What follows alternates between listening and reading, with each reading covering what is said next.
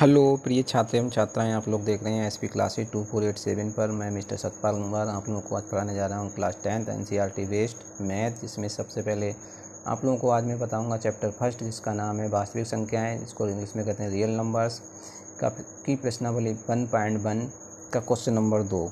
देखिए, पहला क्वेश्चन अपने लोग इससे पहले वीडियो में कर चुके हैं, तो आज स्टार्ट करते हैं क्वेश्चन नंबर 2। दर्शाइए कि कोई भी धनात्मक विषम पूर्णांक 6q+1 या 6q+3 या 6q+5 के रूप का होता है, जहाँ q कोई पूर्णांक है। बच्चों क्या दिया हुआ है, जहाँ कोई q पूर्णांक दिया हुआ है। तो सबसे पहले हम इसको हल करने के लिए हल करने चलते हैं। अब देखो हल लिखते हैं।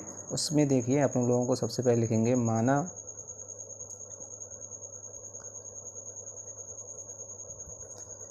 लेते हैं, माना कोई धनात्मक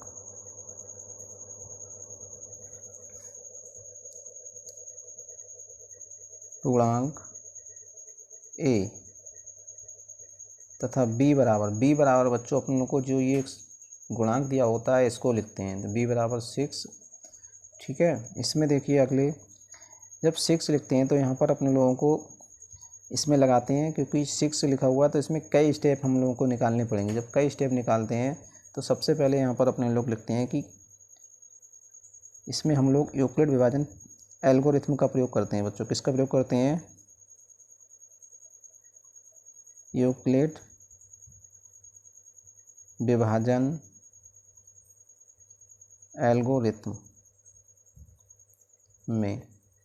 यूक्लिड विभाजन एल्गोरिथम बच्चों क्या होती है अपने पास? ये होती है a बराबर BQ+R, जिसमें a बराबर भाज्य होता है, b बराबर भाजक, q बराबर भागफल और r बराबर अपने पास शेषफल होता है। लेकिन बच्चों यहाँ पर अपन लोगों को q दिया हुआ है, ठीक है, तो इसलिए q की जगह कुछ और ले लेते हैं। यहाँ पर q की जगह x ले लेते हैं। बच्चों क्या ले लेते हैं?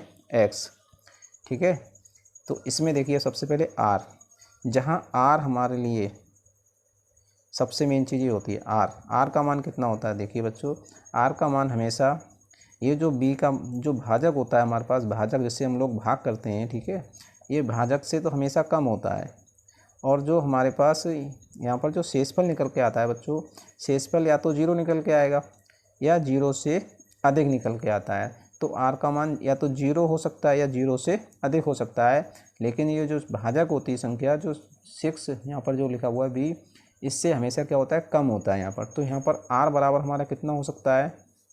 r बराबर बच्चों हमारा यहाँ पर हो सकता है, देखिए 0 से बड़ा होगा तो 0 हो सकता है, 1 हो सकता है, 2 हो सकता है, 3 हो सकता है, 4 हो सकता है, 5 हो सकता है, लेकिन 6 से कम होगा तो 6 नहीं हो सकता है बच्चों, ठीक है। तो हमें इसमें इतनी स्टेपें निकालनी पड़ेंगी। तो सबसे पहले चलते हैं फर्स्ट स्टेप में। फर्स्ट स्टेप में अपने लोग r बराबर 0 लेते हैं। कितना लेते हैं? 0 लेने पर r बराबर 0 लेंगे बच्चों, तो इसमें देखिए यहाँ पर यूक्लिड विभाजन जो हमने एल्गोरिथम लिखी है इसमें लगाते हैं। तो a बराबर हो जाएगा b और x का x ही रहेगा, r की जगह 0 लगा देंगे बच्चों। क्या लगा देंगे? 0। अब देखिए इसमें यहाँ पर a बराबर हमारा कितना हो जाएगा? ये हो जाएगा b का मान भी बच्चों यहाँ लगाएंगे। b बराबर कितना है हमारा? 6, तो b का मान कितना लग जाएगा यहाँ पर बच्चों? 6, तो ये 6x हो जाएगा। तो a बराबर हमारे पास कितना निकल के आएगा? 6x। अब देखिए 6x निकल के आ गया तो हमारे लिए, तो यहाँ पर हम लोग क्या करते हैं, a बराबर हमारा जो बच्चों हो जाएगा वो 6, और x की जगह हम लोग अपनी तरफ से जो q है इसको q को रख देते हैं, क्योंकि हमें q को रूप में लाना है तो q को रख देते हैं। यहाँ पर देखिए बच्चों ये 6q, ये इसमें देखिए सबसे पहले q हमारा का गुणांक हमारे पास कितना आ रहा है? 6 आ रहा है। तो जब हमारे पास ये गुणांक कितना है? सम है। अगर गुणांक सम है तो ये हमारे पास सम संख्या होती है। अगर इसका गुणांक अगर विषम होता है तो हमारे पास ये विषम संख्या होती है। तो ये जो हमारा आ रहा है a बराबर 6q, ये हमारे पास कैसी संख्या आ रही है? जो एक सम संख्या निकल के आ रही है। कैसी संख्या आ रही है? जो एक सम संख्या है बच्चों। कैसी संख्या है? सम संख्या है। अगले स्टेप में हम लोग देखते हैं स्टेप 2। स्टेप 2 में इसमें हम रखेंगे r बराबर कितना लेंगे? इसके बाद 1, r बराबर 1 लेने पर बच्चों कितना लेंगे? 1 लेने पर r बराबर 1 लेंगे तो इसमें r की जगह 1 रख दीजिए। इसमें रखेंगे तो a बराबर b की जगह 6, x का x, r बराबर 1। इसमें इतना हो गया मान। अब इसमें देखिए ए बराबर हमारा बच्चों जो निकल के आएगा वो कितना आ गया 6x+1 आ गया। x की जगह हम लोग अपनी तरफ से हमने क्या बताया था बच्चों कि इसकी x की जगह अपनी तरफ से q जो हम इसमें लेके आते हैं उसका मान रखते हैं, तो 6q हो जाएगा ये और प्लस का 1 हो जाएगा। अब देखिए यहाँ पर 6q तो हमारे पास कैसी संख्या है, सम संख्या में ये 1 हमारी कैसी संख्या है, विषम। तो सम संख्या में जब हम विषम संख्या जोड़ते हैं तो हमारे पास विषम संख्या प्राप्त होती है बच्चों। कैसी संख्या प्राप्त होती है, विषम संख्या। तो जो हमारे पास कैसी संख्या है, एक विषम संख्या है बच्चों। कैसी संख्या है, विषम संख्या है। अगर बच्चों हम लोग यहाँ लिखना चाहें x बराबर, तो x की जगह q लिख सकते हैं। ठीक है बच्चों, x बराबर q। ऐसे यहाँ पर भी लिख सकते हैं x बराबर q। अगले हम लोग चलते हैं थर्ड स्टेप में, और थर्ड स्टेप में हम लोग क्या करेंगे, r बराबर कितना रखेंगे, 2 रखने पर। r बराबर 2 लेने पर बच्चों कितना लेंगे, 2 लेने पर। जब r बराबर 2 लेंगे तो हमारे पास ये कितना हो जाएगा, a बराबर 6x की जगह x और r की जगह 2 रख देंगे यहाँ पर। तो a बराबर हमारे पास बच्चों हो जाएगा 6x+2। तो 6x की हम लोग क्या रख देते हैं, q। तो 6q+2। तो जो क्या है हमारे लिए, जो देखो ये 6q कैसी संख्या हमारे पास, ये सम संख्या बताई थी। अब इसमें हम ये 2 कैसे जोड़ रहे हैं, सम संख्या जोड़ रहे हैं। तो सम संख्या में सम संख्या जब जोड़ते हैं तो बच्चों हमेशा सम संख्या ही प्राप्त होती है। तो ये कैसे हो जाएगा, जो एक सम संख्या है। जहाँ पर हम लिखना चाहें तो x बराबर कितना है बच्चों, हमारे पास q लिख रहे हैं। ठीक है, x के बराबर क्या लगाना है, q का मान लगा रहे हैं।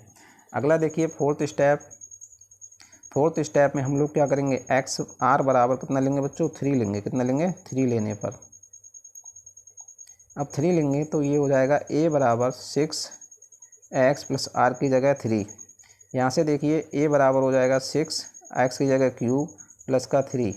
तो देखिए 6q हमारे पास सम संख्या है और 3 हमारे पास विषम संख्या है। तो सम संख्या में विषम संख्या जोड़ते हैं तो जो हमारे पास क्या प्राप्त होती है, एक विषम संख्या प्राप्त होती है।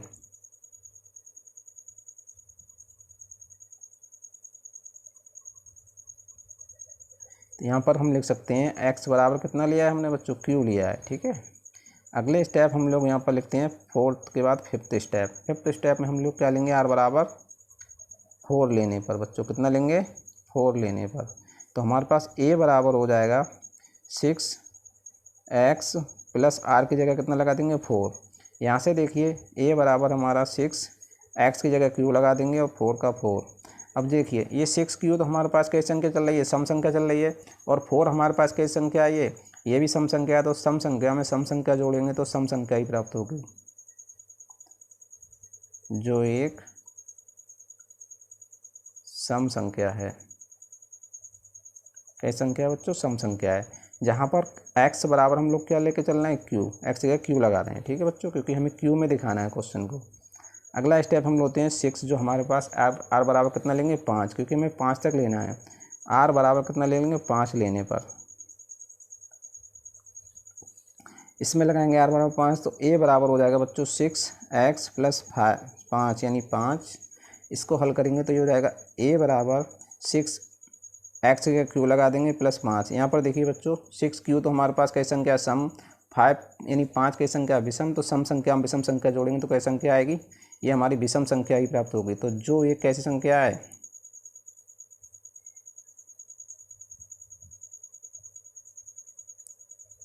विषम संख्या है बच्चों। कैसी संख्या, विषम संख्या। जहाँ पर x बराबर हम लोग क्या लेके चल रहे हैं, q। देखिए अब हमारे पास हमें कितने का निकालना था, 5 तक, क्योंकि हमारे पास 5 स्टेप ही बननी थी, 0 1 2 3 4 5। अब हम लोगों को यहाँ पर सिद्ध क्या करके दिखाना है कि क्वेश्चन कह रहा है कि धनात्मक विषम पूर्णांक 6q+1 और 6q+3 6q+5 के रूप का होता है। तो धनात्मक विषम पूर्णांक, देखिए विषम पूर्णांक हमारे पास, ये तो हमारे पास कैसी संख्या आ रही है, सम आ रही है। ये विषम आ रही है, ये हमारे पास सम आ रही है। ये विषम आ रही है, ये सम आ रही है और ये विषम। तो हमें यहाँ पर केवल धनात्मक विषम पूर्णांकों को लिखना है। तो इसलिए क्वेश्चन में पूछ रहा है धनात्मक विषम पूर्णांक बच्चों। तो धनात्मक विषम पूर्णांक हमारे पास कौन से होगा, सबसे पहले हमारा आया है 6q+1। तो ये हो जाएगा 6³+1। दूसरा बच्चों अपने पास आया है 6³+3, तो 6³+3 हो जाएगा। और अंतिम जो आया है अंतिम आया है 6³+5, तो ये 6³+5 हो जाएगा। तो ये धनात्मक विषम पूर्णांक इसी के रूप के होते हैं। बाकी बच्चों हमारे पास जो आए हैं वो सम के रूप के आए, तो इसलिए हमें सिद्ध करके दिखाना था। ये इसका आंसर हो जाएगा बच्चों। आप लोगों को ये क्वेश्चन समझ में आया हो तो हमारे चैनल को सब्सक्राइब कीजिएगा और लाइक कीजिएगा और शेयर भी कीजिएगा बच्चों।